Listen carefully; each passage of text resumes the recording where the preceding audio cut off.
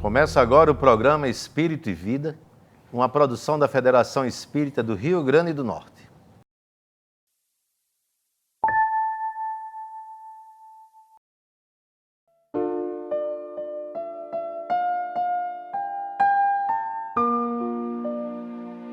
São 5 os sentidos: olfato, tato, audição, visão e paladar. Cada um deles se encontra limitado a certos ajustes nos seres humanos. Nossas células olfativas distinguem geralmente os odores agrupados. Não somos capazes de identificar pelo cheiro, um por um, todos os elementos químicos de uma substância. Nosso tato se restringe ao toque nos objetos que obedecem à nossa mesma estruturação molecular. Não podemos, por exemplo, segurar a luz. O ouvido humano ouve os sons que vibram entre 20 e 20 mil vezes por segundo. Até os elefantes e baleias ouvem melhor. As cores que cabem em nossa retina são as do arco-íris, embora o espectro se estenda abaixo do vermelho e acima do azul. Raios infravermelhos e ultravioletas afetam a pele, mas são invisíveis aos olhos. As papilas gustativas, como analisadores químicos, também não captam todas as infinitas sutilezas dos sabores. A maioria de nós fica apenas com doce, salgado, azedo, amargo. Nossos sentidos físicos não bastam nem mesmo para a percepção do universo material em que nos movimentamos, que dirá daquele espiritual que o transcende. Precisamos da sensibilidade, que é um sentido da alma. Feche os olhos, respire fundo, abra o coração. Ou se permita mergulhar na doçura inocente do olhar de uma criança. Pare um pouco para apreciar a lua e as estrelas, ou as miúdas flores do campo. A natureza, exuberante, dá testemunhos diários de Deus. Mas principalmente procure olhar para o sofrimento do mundo. A sensibilidade é uma das pontes para o divino, por ser também uma ponte para o próximo. Na tradição africana se diz que não adianta procurar Deus do lado de fora. Ele habita o coração do homem, quer dizer, em sua capacidade de sentir. Para enxergar mais largos os horizontes da vida, é preciso alargar os sentidos. Sempre que possível, ouça com atenção as pessoas. Olhe para elas com candura, toque-as com afeto e, principalmente, procure ser sensível às suas dores, sonhos e desejos. É da literatura infantil que vem a mais doce expressão dessas verdades. O essencial é invisível aos olhos, só se vê bem com o coração. O programa Espírito e Vida de hoje vai falar de um tema ainda pouco valorizado no meio humano e social. Muitos desejam melhoras, sucesso, mas poucos pensam no assunto que vamos tratar hoje. Nosso tema é reforma íntima. E quem vai conversar conosco sobre esse assunto é César Rocha. César é estudioso, trabalhador da Federação Espírita do Rio Grande do Norte e um divulgador da doutrina espírita. César, como vamos? Bem-vindo ao nosso programa mais uma vez. Olá, Nilo. Eu que agradeço a oportunidade, é uma honra estar aqui novamente no Espírito e Vida. E a nossa conversa de hoje, como eu já adiantei, é sobre reforma íntima. Todas as pessoas que procuram a casa espírita, procuram esclarecimentos espíritas, ouvem essa expressão, a necessidade de se realizar uma reforma íntima. O que é a reforma íntima, César? Pois é, Nilo, eu me lembro de um filósofo grego chamado Heráclito, que diz que nada mais permanente do que um processo de mudança. Então, a reforma é uma mudança. E os espíritos nos falam, principalmente Santo Agostinho, que nós devemos lembrar de um homem da antiguidade chamado Sócrates. Sócrates, que quando fala, conhece-te a ti mesmo. Então, é esse processo de mudança, de iluminação do nosso íntimo, de nós procurarmos uma luneta, uma lupa, as nossas sombras, e uma vez detectados esses pontos de sombra, tentarmos, através das nossas atitudes, iluminar cada ponto desse de sombra para que brilhe a vossa luz, porque, como Jesus fala, nós somos deuses que brilha a vossa luz. Então, a reforma íntima, acima de tudo, tem como meta, foco, que brilhe a luz que vige dentro de cada um de nós. E é uma luz que brilha tanto, que vai brilhar tanto, que não tem nada que apague, nem apagão vai terminar com essa luz que vai brilhar de dentro para fora. E ao brilhar esta luz de dentro para fora, aqueles que nos derem a oportunidade da convivência verão ali uma pessoa modificada. Então, melhor do que falar no bem é fazer o bem através das suas atitudes, fruto de uma reforma íntima. Mas para que a gente inicie uma reforma, por exemplo, na minha casa, é necessário que eu sinta a necessidade disso. Ou seja, a casa já tornou-se pequena para a família, um quarto precisa ser ampliado. Então, para que a gente faça essa reforma íntima, um passo seria se detectar a necessidade da transformação. Não é? Allan Kardec, ele pergunta aos espíritos imortais qual a melhor maneira de resistir ao arrastamento, ao fraquejamento. E os espíritos imortais respondem com aquela frase que você já adiantou. Ele diz assim: um sábio da vossa antiguidade já dizia: homem, conhece-te a ti mesmo. Esse autoconhecimento realmente é fundamental? É um caminho para se descobrir a necessidade da reforma? Exatamente, porque nós temos o malveso de querer olhar o exterior, criticar, julgar as outras pessoas, esquecemos de nos olhar, de fazermos essa grande viagem que é a viagem interior. Estamos no terceiro milênio, já conquistamos o macrocosmo, o microcosmo, mas esquecemos ou estamos esquecendo de realizarmos essa viagem interior.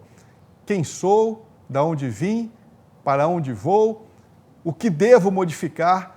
A partir do momento que fomos criados por Deus como um espírito simples e ignorante, esse binômio, então nós temos que modificar essa simplicidade, essa ignorância. Para isso que estamos na existência, para essa transformação moral, buscando ser hoje melhor do que ontem e amanhã melhor do que hoje. Então é uma busca incessante. Por isso que o espírito, quando reencarna, ele passa por um largo período na infância e na adolescência, de modo que ele possa ser trabalhado pelos pais e depois da idade adulta, ele já mais liberto desse processo educativo dos pais, ele mesmo possa fazer as suas escolhas, escolher os seus caminhos. Me lembro, Nilo, de uma passagem de Alice no País das Maravilhas, em que ela vem caminhando e se depara com dois caminhos, e ela não sabe para onde vai.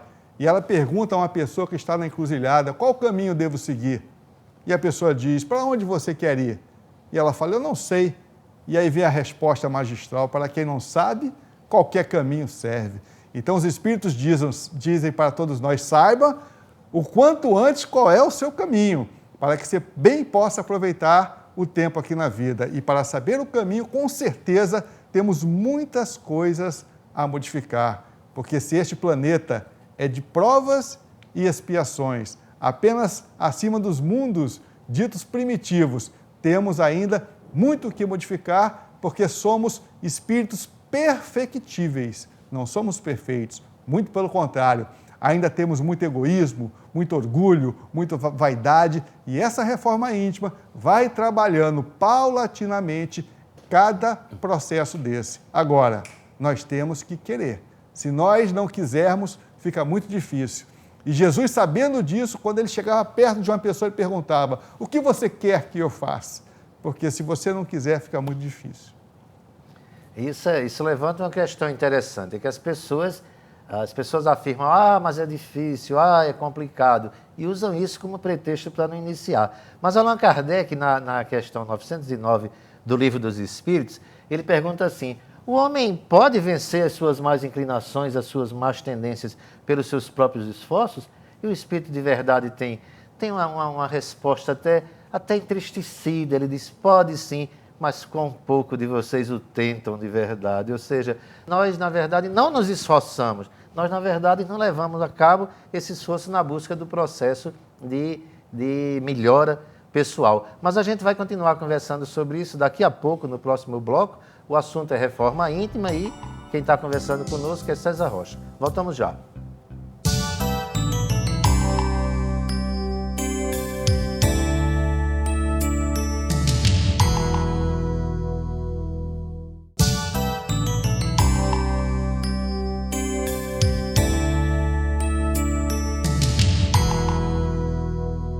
Estamos de volta, ainda conversando sobre reforma íntima, e o nosso companheiro de papo hoje é César Rocha.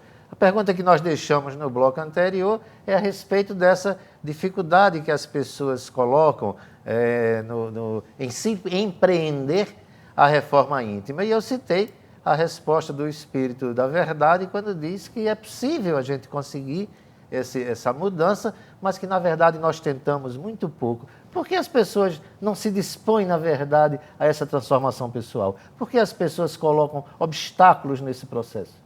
Eu denoto através do orgulho, Nilo. Nós ainda temos muito orgulho, muita vaidade, e isso dificulta muito. Às vezes por isso que vem tanta dor no planeta, porque às vezes a dor ela ajuda essa reflexão. Então nós temos, o Evangelho dá vários exemplos, vou citar alguns. Por exemplo, Maria de Magdala, quando encontra Jesus, ela cai em si. Pedro, quando nega Jesus, o galo canta, ele cai em si.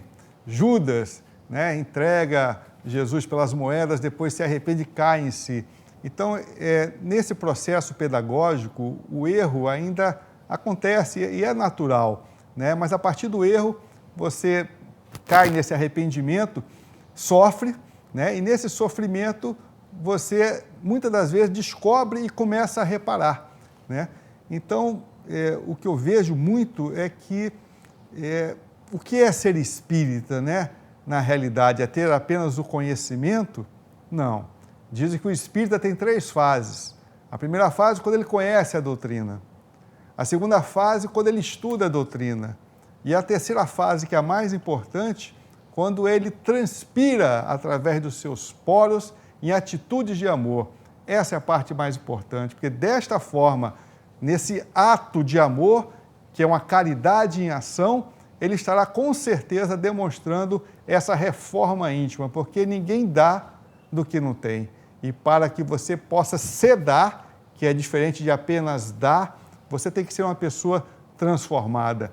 E a doutrina espírita vem nos alertar para o grande objetivo dessa existência. E quando descobrimos a essência dessa existência, a nossa vida passa a ter sentido. O Espírito Joana de Ângeles diz que a reforma íntima nos concederá a paz e a felicidade. Para se encontrar a paz e a felicidade, a reforma íntima é suficiente?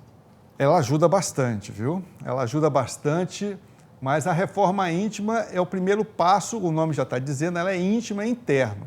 Agora, depois desta reforma, da impaciência para a paciência, da intolerância para a tolerância, do interno tumultuado para o eterno sereno, nós vamos à prática da vida. No Livro dos Espíritos, na terceira parte, as leis morais, diz que nós estamos numa sociedade e nessas relações é que nós vamos para as nossas provas, para ver se você realmente está transformado. Você fala em Joana de Ângeles e eu me lembro de uma frase dela que gosto muito, que diz: o mal que me fazem não me faz mal. O mal que eu faço me faz mal, porque me torna uma pessoa má, um adjetivo qualificativo. Então, o importante é que quando você faz a sua reforma íntima, é como você criasse uma redoma de proteção interna. Nada lhe abala mais. E aí, você vai para o mundo, vai para a sociedade demonstrar através dos exemplos. Nós podemos ver na sociedade, no planeta, vários exemplos. Jesus, Gandhi, Madre Teresa, tantos missionários que passaram por aqui, foram açoitados, muitos ridicularizados, mas foram grandes vencedores, porque venceram a si mesmos. Eu lembro de Jesus quando diz: crede no Pai, crede em mim, eu venci o mundo. Ele poderia ter falado no mundo, mas ele fala o mundo. Então, a grande proposta da reforma íntima, para que possamos ter essa paz da consciência tranquila, é que cada um possa vencer o mundo com seus vícios, com suas paixões, e possamos, através do nosso exemplo, da nossa luz que brilha dentro de cada um de nós, essa luz possa espargir do nosso íntimo e iluminar aqueles que estão ao nosso derredor. Primeiramente, os próximos mais próximos, dentro da nossa família, do nosso lar. E depois, na lei de sociedade, no trabalho, onde quer que estejamos, possamos demonstrar na prática que somos seres transformados, que somos seres espirituais, eternos, imortais, que estamos aqui de passagem, uma passagem breve, que a religião é apenas um instrumento para nos melhorar, nos transformar. Mas mais importante do que o rótulo de espírita católico é ter uma atitude de amor. E para termos atitude de amor, temos que realizar uma transformação, uma revolução, não das armas, mas uma revolução interna. Questão 742 do Livro dos Espíritos, quando Kardec pergunta por que existe a guerra no mundo, e digamos, guerra não só a guerra entre nações, mas a guerra interna, a guerra entre as pessoas, a guerra no lar. Os Espíritos dizem, por causa da predominância da natureza animal sobre a natureza espiritual e o desbordar das nossas paixões. Portanto, a reforma íntima vai trabalhar diretamente, matando o instinto e colocando dentro de cada um de nós esse anjo, esse lado angélico, que todos nós um dia seremos pleno na plenitude do Espírito puro. Ó César, eu assisti o programa, me emocionei com as suas palavras, com os seus ensinamentos e achei que é necessário, enfim, eu começar a iniciar a minha reforma íntima. Como eu devo fazer, quando e mais um adendo, a religião ajuda? O apoio de um grupo religioso, de um segmento religioso e também a importância da família nisso. O quando, Nilo? Agora. Hoje. Agora, nesse minuto, já estamos começando. A religião ajuda? Claro que ajuda. Claro que ajuda, não tem dúvida. Onde as pessoas estão reunidas para pensar em amor, sempre ajuda. Agora, qual é a melhor religião? Eu me lembro, certa feita, o Dalai Lama, quando perguntado qual a melhor religião, ele poderia dizer o budismo tibetano, que é a religião dele, a filosofia dele, e ele não respondeu isso. Ele respondeu assim, a melhor religião é aquela que lhe transforma numa pessoa melhor. Então, qual é a religião? Aquela que lhe transforma numa pessoa melhor, qualquer que seja, no ato de amor, né? Conhece a árvore pelos seus frutos. Quais são os frutos que estamos dando a partir daquela filosofia de vida que escolhemos? Católico, evangélico, budista, não importa. Até agnóstico, Betinho, por exemplo. Betinho se dizia sem religião, agnóstico, e lança a bandeira de um prato de comida a quem tem fome, já sendo o soro positivo do vírus HIV. Poderia ter cometido suicídio, poderia ficar em depressão, ele levanta a bandeira do amor e não tinha religião. Então, para a reforma íntima, a religião é importante, não é essencial, mas é importante. O importante é o amor. Quando? Agora. Como? Primeiramente, eu diria, respire fundo, feche a porta do seu quarto, eleve o seu pensamento a Deus, peça inspiração ao seu anjo guardião. O seu anjo guardião, ele com certeza sabe toda a sua ficha. E comece a fazer essa viagem interior perguntando quem sou, de onde vim, o que eu tenho que melhorar, porque a lei está na nossa consciência. Nós sabemos o que deveremos melhorar. Talvez eu não saiba o que você deve melhorar, mas você sabe. Eu sei o que eu devo melhorar. E como o planeta nosso ainda é de provas e expiações, eu acho que o caderno que nós vamos anotar as nossas imperfeições são cadernos de 10, 20 matérias, é um caderno grande. Agora, paulatinamente, procurando ser hoje melhor do que ontem e amanhã melhor do que hoje, com perseverança. Perseverando, com certeza nós vamos chegar lá. E aí vamos fazer também um mundo melhor. Mas nós vamos dar uma paradinha, voltamos daqui a pouco. E no próximo bloco, quem vai dirigir as perguntas ao nosso entrevistado de hoje são vocês, os telespectadores. Voltamos já.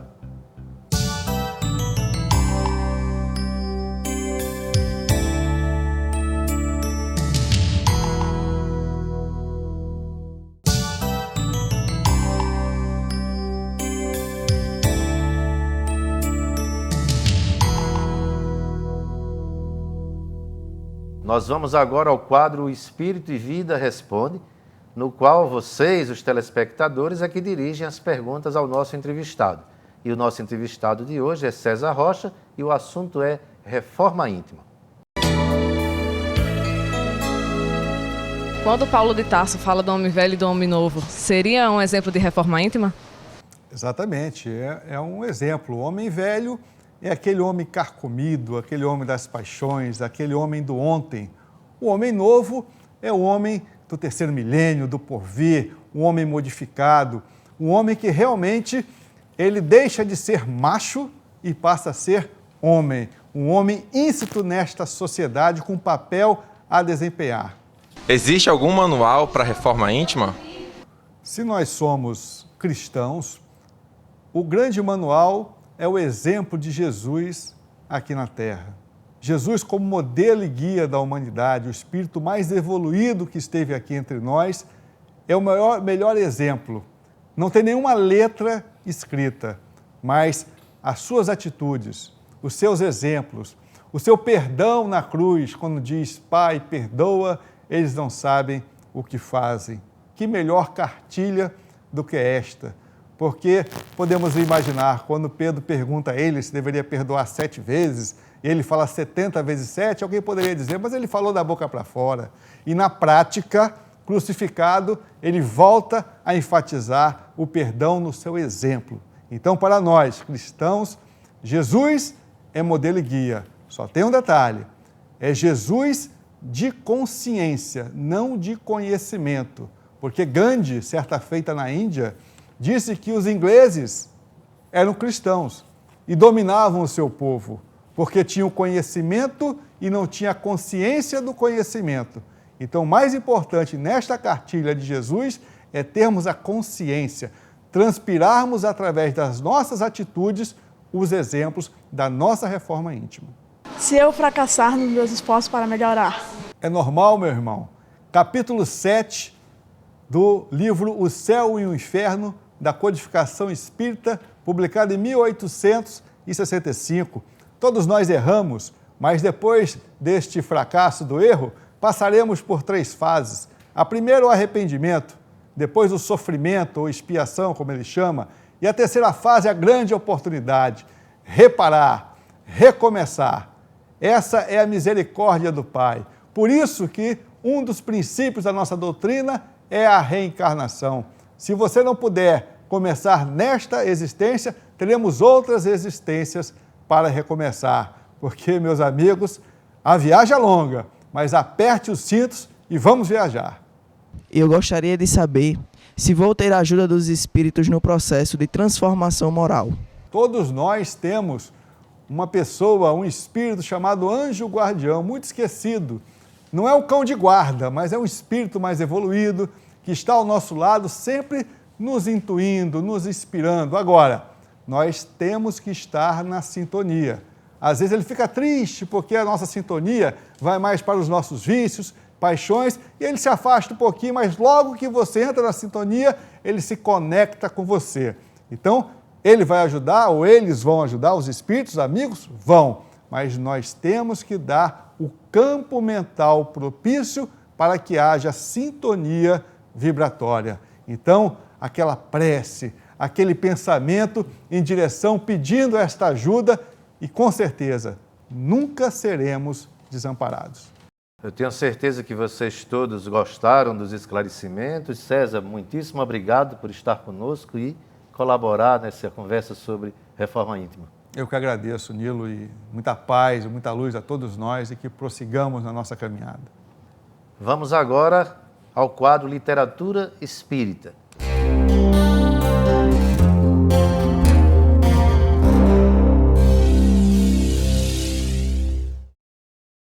O nosso programa dá sempre dicas de livros que podem orientar no conhecimento, no aprofundamento do tema que foi abordado no programa de hoje.